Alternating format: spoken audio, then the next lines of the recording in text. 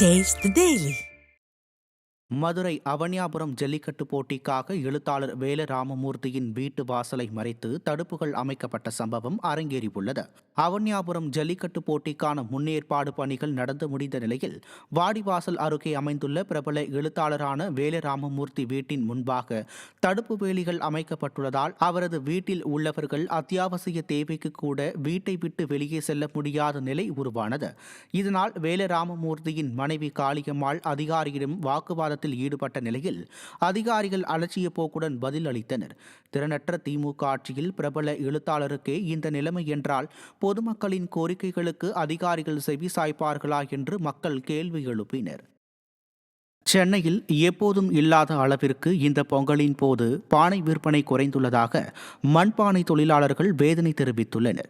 வள்ளுவர் கோட்டத்தில் வருடந்தோறும் பொங்கலுக்கான பானை விற்பனையானது சிறப்பாக நடைபெற்று வந்த நிலையில் ரேஷன் கடைகளில் பொங்கல் பரிசு தொகுப்பில் மண்பானையை சேர்த்து வழங்க வேண்டும் என்ற கோரிக்கைக்கு அரசு செவிசாய்க்கவில்லை என குற்றம் சாட்டும் தொழிலாளர்கள் தங்களின் வாழ்வாதாரத்தை மேம்படுத்த அரசு உரிய நடவடிக்கை எடுக்க வேண்டும் என வலியுறுத்தியுள்ளனர். அது வருஷம் சொல்லின்னு தான் சார் இருக்கோம். கரும்பு தராங்க, நம்ம குறை சொல்ல விரும்பல யாரையும். கரும்பு தராங்க, மற்ற பொருள்லாம் தராங்க, சரியில்லைன்னு கூட காட்டுறாங்க. மண்பானை அழிவு போகிற பொருள் கிடையாது. ஒரு பானை ஒரு அடுப்பு கொடுங்கன்னு சொல்கிறோம் ரேஷன் கார்டுக்கு. எங்களுக்கு ஒரு வாழ்வாதாரம் கிடைக்கும். நியாயமான கோரிக்கை தான். நாங்கள் ஒன்றும் லட்சக்கணக்கு கோடிக்கணக்கில் மல்டி மில்லியனரோ பெரிய லெவலே சொல்லலை, பேர் சொல்ல விரும்பலை. சாதாரண ஒரு கோயவனுக்கு இந்த சட்டி பானை விற்றா 20 ரூபா 30 ரூபா கிடைக்கும்.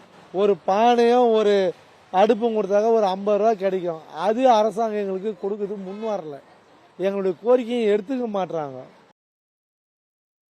வேலையே 3 தலைமுறையாக மண்பானை தொழில் தான். இங்கே செஞ்சு சூளை போட்டிருந்தா பொல்யூஷன் ப்ராப்ளம்னால சூளை போடுறதை இங்கே கேன்சல் பண்ணிட்டாங்க. வெளியே கிராமப்புறத்துலேருந்து எடுத்துகிட்டு வரோம். மழையாக இருக்கிறதுனால இந்த வருஷம் கொஞ்சம் எங்களுக்கு பாதிப்பு அதிகமாகவே இருக்குது. மழைனால செஞ்சதை சூளை வைக்க முடியல. இருந்த மண்ணெல்லாம் கரைஞ்சி போச்சு. புதுசாக மண் அடித்து புதுசாக எடுத்து வந்து இப்போ விற்பனைக்கு வச்சுருக்கோம். இப்போது இந்த 2 நாளாக தூறல்னால வியாபாரம் கொஞ்சம் மந்தமாகவே இருக்குது.